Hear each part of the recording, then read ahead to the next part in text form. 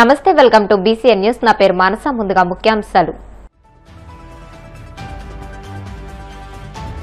పలు కీలక నిర్ణయాలకు మంత్రి మండలి ఆమోదం. ఎస్ఐపిబి మీటింగ్ లో చర్చించిన నిర్ణయాలకు కేబినెట్ ఆమోదం తెలియజేసిందన్న మంత్రి పార్థసారథి. లిక్కర్ కేసులను అడ్డం పెట్టుకుని ఒక కులంపై బురద చల్లడమే టీడీపీ ఎల్లో మీడియా పనిగా పెట్టుకున్నాయి. తీవ్ర స్థాయిలో ధ్వజమెత్తిన మాజీ మంత్రి పేర్ని నాని.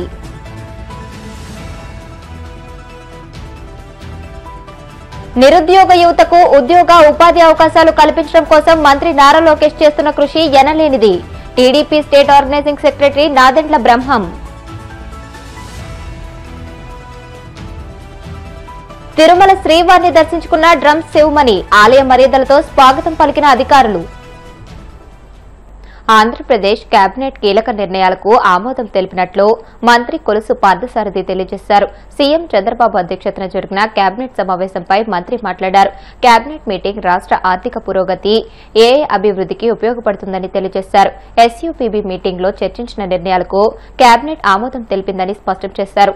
గడిచిన 15 నెలల కాలంలో రాష్ట్ర అభివృద్ధి, ప్రజల శ్రేయస్సుకు అనేక పాలసీలు ఇచ్చామని తెలియజేశారు. వివిధ పాలసీలకు అనుగుణంగా ప్రోత్సాహకాలు ఇచ్చి 1.17 లక్షల కోట్ల పెట్టుబడులకు కేబినెట్ ఆమోదం తెలిపినట్లు చెప్పారు.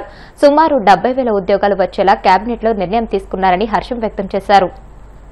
రాష్ట్ర అభివృద్ధి లక్ష్యంగా ఈ రాష్ట్రాన్ని దేశంలోనే నెంబర్ 1 స్థానానికి తీసుకువెళ్లాలనే కమిట్మెంట్ తో పనిచేసే ఈ కూటమి ప్రభుత్వం ఈ 15 నెలల కాలంలో అనేక పాలసీస్ ని రాష్ట్ర అభివృద్ధికి, రాష్ట్ర ప్రజల శ్రేయస్సుకి, ప్రత్యేకంగా యువతీ యువకులకి ఉద్యోగ అవకాశాలు కల్పించే లక్ష్యంతో అనేక పాలసీలని ఆమోదించిన విషయం అందరికీ తెలిసిందే. ఈరోజు పర్టికులర్ గా AP clean energy policy, AP food processing policy, AP tourism policy, AP IT GCC policy, AP industrial development policy, AP aerospace and defence policy. ఈ పాలసీల ఆధారంగా వచ్చిన పెట్టుబడుల్ని, ఈ పాలసీలో నిర్దేశించబడిన ఇన్సెంటివ్స్ ని వారికి ఇచ్చి దాదాపు 1,17,000 కోట్ల రూపాయల పెట్టుబడులు, దాదాపు 65-70,000 ఉద్యోగ అవకాశాలు కల్పించే పెట్టుబడులకి ఈ రోజు కేబినెట్ ఆమోదం తెలిపిందని చెప్పేసి మనం చేస్తాను. యాక్మే ఊర్జా 1 లిమిటెడ్ అనంతపూర్ జిల్లాలో సోలార్ విద్యుత్ ప్రాజెక్టు 2,000 కోట్ల పెట్టుబడితో 400 మెగావాట్ల AC/580 megawatt DC power plant ని స్థాపించడానికి ఏదైతే ప్రతిపాదన చేసిందో ఎనర్జీ డిపార్ట్మెంట్, దాన్ని ఆమోదించడం జరిగిందని చెప్పేసి మనం చేస్తున్నాను. ఈ ప్రాజెక్టులో 2,000 కోట్ల పెట్టుబడి, అదేవిధంగా 1,380 మందికి ఉద్యోగ అవకాశాలు లభిస్తాయని చెప్పేసి కూడా నేను తెలియజేస్తా ఉన్నాను. మరి ముఖ్యమంత్రి గారు మొట్టమొదటి నుంచి కూడా ఒక గేమ్ చేంజర్ లాంటి పాలసీ, మన రాష్ట్రంలో టూరిజాన్ని అభివృద్ధి చేయడానికి అనేక అపారమైన వనరులు, అపారమైన అవకాశాలు ఉన్నాయి. దాన్ని మనం అందిపుచ్చుకొని డెవలప్ చేసినట్లయితే మన రాష్ట్రంలో యువతి యువకులకి మంచి ఉపాధి అవకాశాలు లభిస్తాయి. కాబట్టి దాని మీద దృష్టి పెట్టాలని మరి మంత్రులకు కానివ్వండి, అధికారులకు కానివ్వండి, ముఖ్యమంత్రి గారు మొట్టమొదటి నుంచి కూడా సూచించడం జరుగుతూ ఉంది. దానికోసం ప్రత్యేకమైన ల్యాండ్ పార్సెల్స్ ని, ఎక్కడైతే టూరిజం ఎక్కువగా ఇష్టపడతారో ల్యాండ్ పార్సెల్ చేసి వాటిని డెవలప్ చేయడం కానివ్వండి, కేంద్ర ప్రభుత్వం నుంచి నిధులు తీసుకురావడం కానివ్వండి, చాలా పెద్ద ఎత్తున జరుగుతున్న విషయం అందరికీ తెలిసిందే. మరి దాంట్లో భాగంగా మరి చాలా స్టార్ హోటల్స్ ఈ రాష్ట్రంలో ఏర్పాటు చేయడానికి ముందుకొచ్చారని చెప్పేసి మనం చేస్తా ఉన్నాం.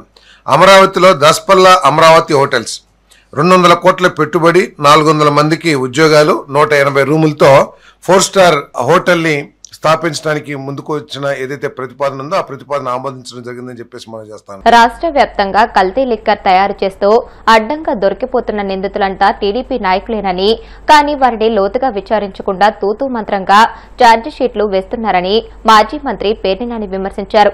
మచిలీపట్నంలోని వైసీపీ కార్యాలయంలో మీడియాతో మాట్లాడుతూ లిక్కర్ కేసుల్లో టీడీపీ నాయకులు దొరికిపోతున్నా వాటిపై సీఎం చంద్రబాబు, మంత్రి నారా లోకేష్ ఎందుకు స్పందించడం లేదని ప్రశ్నించారు.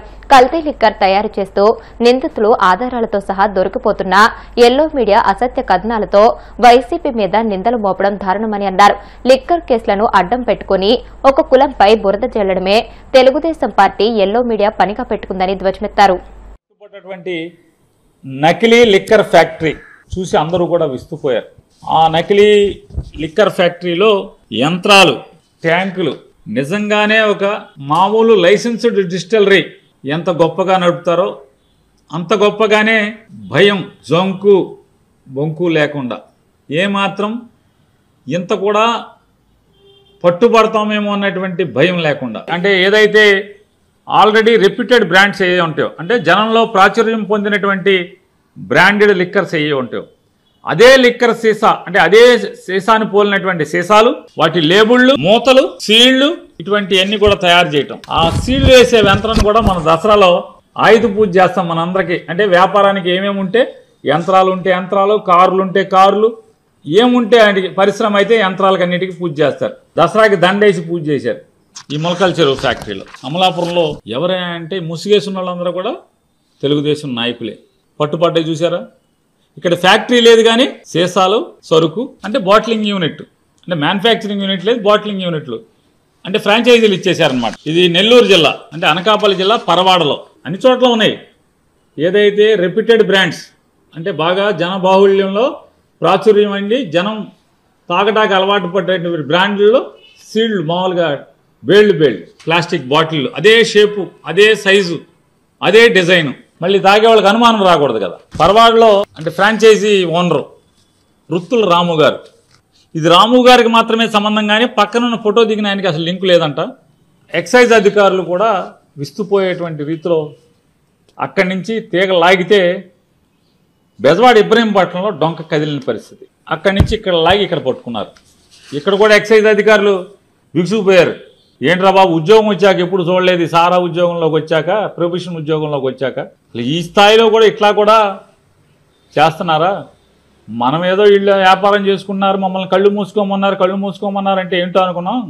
నాన్ డ్యూటీ పెయిడ్ తెస్తున్నారా, ఇంకా ఇట్లాంటి పక్క రాష్ట్రం నుంచి తెస్తున్నారు అనుకున్నాం, కానీ అసలు వీళ్ళే తయారు చేసేస్తున్నారని మనం అనుకోలేదు. మీరు మా వాళ్ళ జోలికి వెళ్ళబాకండి, మా కళ్ళు మూసుకోండి, మా వాళ్ళు వ్యాపారాలు చేసుకుంటారు, వాళ్ళ జోలికి వెళ్ళబాకండి అని చెప్తుంటే, సర్లే సావని ఎందుకులే మనకి, మళ్ళీ రేపు నుంచి కాల్చుకు తింటారు, వేధిస్తారు, ఏసీబీలు అంటారు, ఇవి అంటారని ఎవడగాడు భయంతో సచ్చున్నాం. వాటాల కోసం కుమ్ములాటలో పట్టించినటువంటి వైనం ఇది.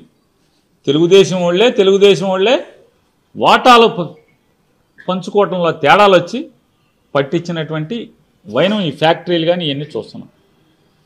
ఈ నకిలీ మద్యం ఫ్యాక్టరీలు అన్నీ కూడా పట్టుబడి వరుసనే రేపల్లె, అమలాపురం, పాలకొల్లు, ఏలూరు, పరవాడ, ఇట్లా అన్ని చోట్ల టప ఫ్రాంచైజీల సెంటర్లు పట్టుకుంటే, చివరి ఫ్యాక్టరీలు పట్టేసుకుంటే ఒక్కడంటే ఒకడు తేలి పుట్టిన దొంగల్లాగా.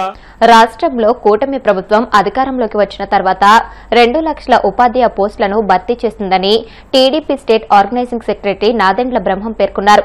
మంగళగిరి టీడీపీ కేంద్ర కార్యాలయంలో ఆయన మీడియాతో మాట్లాడుతూ, విద్యార్థుల భవిష్యత్తు కోసం, యువత సంక్షేమం కోసం మంత్రి నారా లోకేష్ కాళ్లకు బలపం కట్టుకుని దేశ విదేశాల్లో పారిశ్రామికవేత్తలను కలిసి రాష్ట్రానికి పెట్టుబడులు తీసుకువచ్చారని అన్నారు.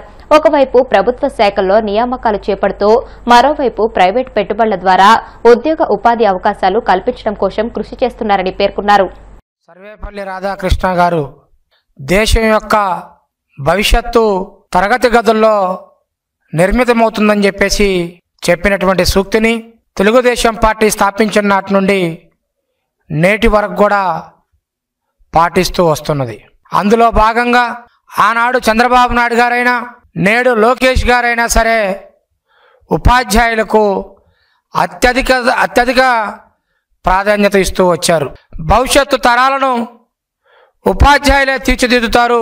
ఉపాధ్యాయులు తీర్చిదిద్దిన విద్యార్థుల ద్వారానే ఈ యొక్క దేశం నిర్మితమవుతుంది, రాష్ట్రాలు నిర్మితమవుతాయనే ఉద్దేశంతో తెలుగుదేశం పార్టీ అధికారంలోకి వచ్చిన తర్వాత, తెలుగుదేశం పార్టీ పుట్టిన తర్వాత ఈ ఆంధ్రప్రదేశ్ రాష్ట్రంలో 2 లక్షల మంది ఉపాధ్యాయుల పోస్టులు భర్తీ చేసినటువంటి ఏకైక పార్టీ, ఏకైక ప్రభుత్వం తెలుగుదేశం ప్రభుత్వం, తెలుగుదేశం పార్టీ అని చెప్పేసి నేను గర్వంగా చెప్తా ఉన్నాను.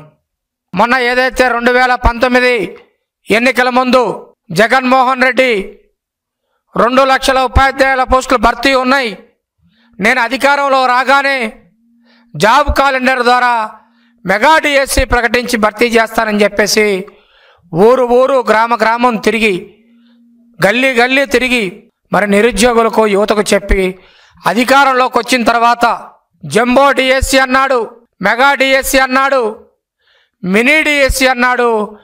కానీ 5 సంవత్సరాల్లో ఒక్క డిఎస్సి కూడా ప్రకటించకుండా యువతని విద్యార్థుల్ని మోసం చేసినటువంటి నాయకుడు జగన్మోహన్ రెడ్డి అయితే, పాదయాత్రలో నారా లోకేష్ గారు యువకాలంలో నడుస్తున్న సందర్భంలో ఏ గ్రామానికి వెళ్ళినా, ఏ మండలానికి వెళ్ళినా, ఏ నియోజకవర్గానికి వెళ్ళినా మేము డిఎస్సికి ప్రిపేర్ అయ్యాము, 5 సంవత్సరాలుగా మేము నమ్మాము, ఓట్లేసాము, 5 సంవత్సరాల్లో ఒక డిఎస్సి వేయకపోగా మమ్మల్ని మోసం చేశారని చెప్పేసి లోకేష్ గారి దృష్టికి వస్తే, లోకేష్ గారు ఆ రోజున అధికారంలోకి వచ్చిన తర్వాత తొలి సంతకం డిఎస్సి మీద పెడతామని చెప్పేసి హామీ ఇచ్చారు.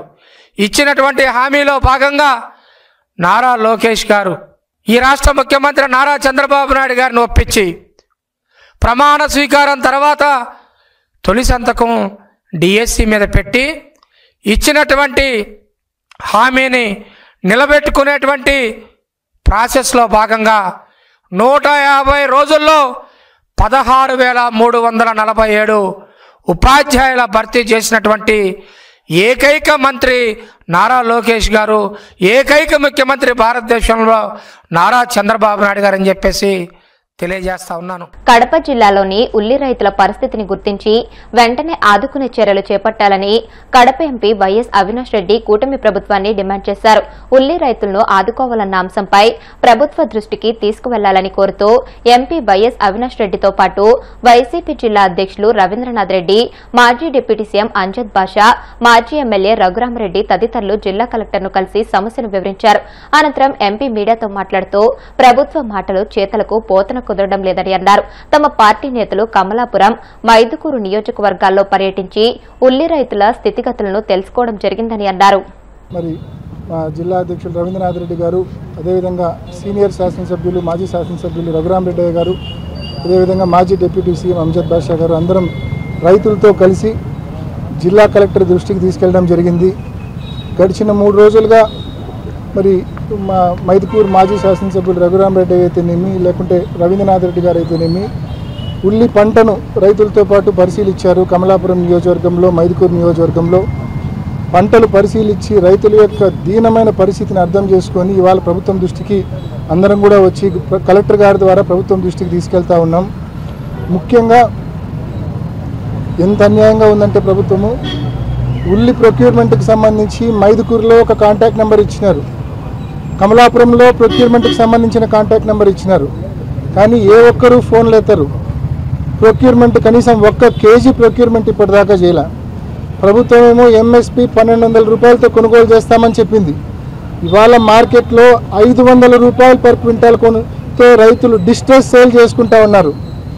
ఎంత ఘోరంగా ఉందంటే ఒక్కసారి కళ్ళకు కట్టినట్లు మీకు చూపించాలని మిట్టమానపల్లి పంచాయతీ ఓబన్న అనే రైతు, వాళ్ళ కొడుకు ఓబులేష్ యాదవ్, ఆయన పంట చూడండి ఏ రకంగా వంకలో నీటి పాలు చేస్తూ ఉన్నారో. పంటను అమ్ముకునే పరిస్థితి లేక 200-300 రూపాయలు పర్ క్వింటాల్కి అమ్ముకునే పరిస్థితి లేక ఏ మాదిరి పంటను నీటి పాలు చేస్తూ ఉన్నారో ఒక్కసారి గమనించండి. అంటే రైతులు ఎంత దీనమైన పరిస్థితుల్లో ఉన్నారో ఒక్కసారి ప్రభుత్వము చూడవలసిన పరిస్థితి, అర్థం చేసుకోవాల్సిన పరిస్థితి ఉంది.